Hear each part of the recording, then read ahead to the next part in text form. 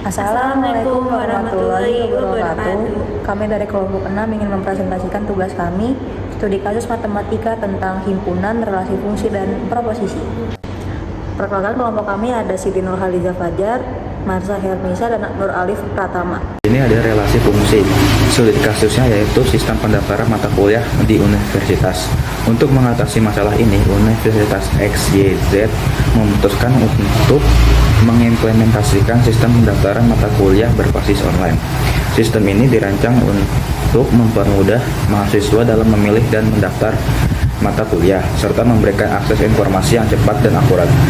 Nah, data yang diperoleh itu ada 1, jumlah mahasiswa yang mendaftar, itu X berjumlah, itu adalah total mahasiswa yang terdaftar. 2, jumlah mata kuliah tersedia, itu Y, itu adalah total mata kuliah yang ditawarkan. 3, status pendaftarannya itu Z, yaitu status keberhasilan pendaftaran mahasiswa. Nah, ada relasinya. Misalkan kita memiliki relasi R antara jumlah mahasiswa dan jumlah mata kuliah. R sama dengan A, B, A. A itu adalah jumlah mahasiswa yang mendaftar. B adalah jumlah mata kuliah yang dipilih. Contoh, R sama dengan 100,10,200,15 dalam kurung 300,20 tutup kurung. Selanjutnya ada fungsi. Kita dapat mendefinisikan fungsi itu sebagai F yang menghubungkan jumlah mahasiswa dengan mata kuliah. F dalam kurung A tutup kurung sama dengan B. Contoh, F dalam kurung 100 sama dengan 10, F dalam kurung 200 sama dengan 15, F dalam kurung 300 sama dengan 20. Nah, selanjutnya ada analisis dan dapatnya. Analisisnya itu menghubungkan rasio pendaftaran. 2, menganalisis preferensi mahasiswa. 3, mengidentifikasi kuota dan persyaratan. 4, mengoptimalkan proses pendaftaran. Manfaatnya itu ada meningkatkan efisiensi pendaftaran, pengelolaan data akademik yang lebih baik, perencanaan kurikulum minat mahasiswa, peningkatan layanan mahasiswa. Untuk aplikasi dalam ilmu komunikasinya itu ada 1, analisis pendaftaran, 2, perencanaan strategi pemasaran akademik, 3, pengukuran efektivitas komunikasi. Himpunan referensi konten media sosial. Dalam konteks ilmu komunikasi, sebuah perusahaan media sosial ingin memahami preferensi konten penggunaannya untuk merancang strategi pemasaran yang lebih efektif. Data pengguna media sosial yang tersedia adalah sebagai berikut.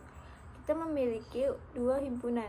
Yang pertama, A, pengguna yang menyukai konten berita, yaitu P1, P2, P3, P4, dan P5. B, pengguna yang menyukai konten olahraga, yaitu P3, P4, P6, P7, dan P8. Operasi himpunan. Untuk menganalisis audiens, kita dapat melakukan operasi himpunan. Yang pertama, A irisan B, pengguna yang menyukai konten berita dan olahraga, P3, P4. A gabungan B, pengguna yang menyukai konten berita atau olahraga, yaitu P1, P2, P3, P4, P5, P6, P7, P8. 3. Komplementer. A irisan B, pengguna yang tidak menyukai konten berita dan olahraga, P9 dan P10. Perbedaan A min B, pengguna yang menyukai konten berita tetapi tidak olahraga, P1, P2, P5. Analisis.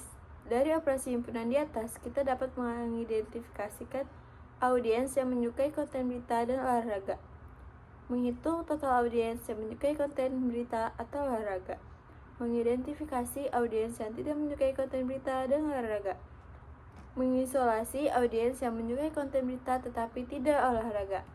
Manfaat. Analisis himpunan ini membantu perusahaan dalam: pertama, menyusun konten yang sesuai untuk audiens. Kedua, meningkatkan efektivitas kampanye iklan. Ketiga, mengembangkan strategi pemasaran yang lebih tepat sasaran. Yang keempat, menganalisis perilaku audiens secara lebih mendalam. Aplikasi dalam komunikasi.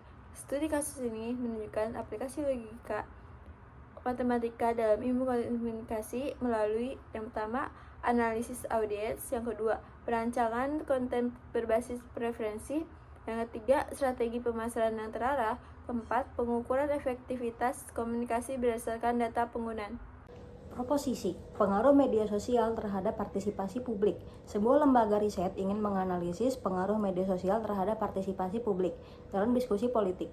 Mereka memiliki dua proposisi. Yang pertama ada P, penggunaan media sosial yang aktif meningkatkan partisipasi publik dalam diskusi politik.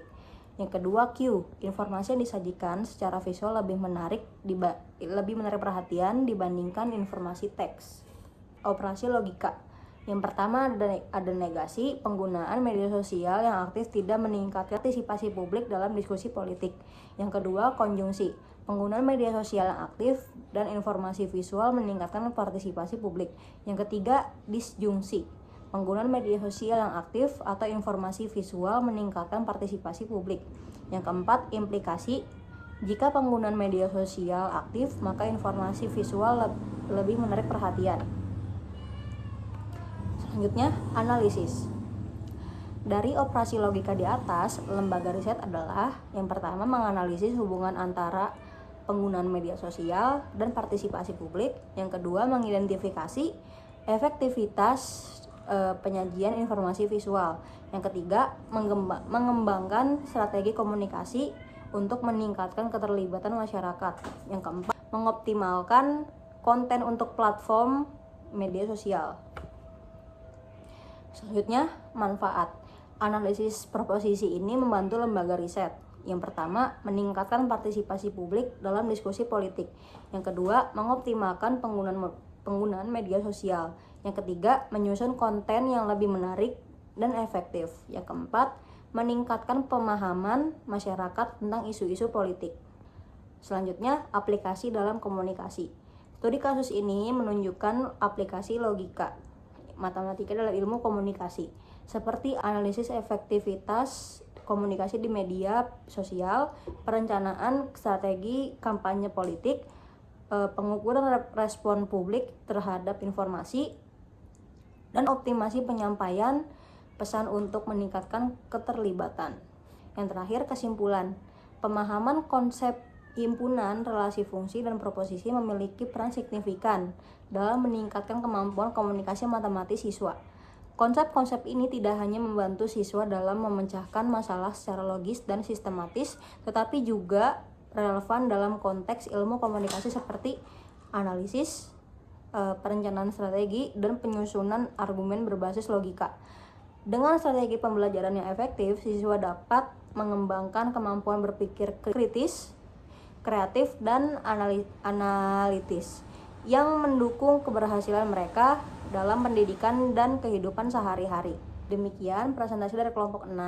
Kurang lebihnya mohon maaf. Assalamualaikum warahmatullahi wabarakatuh.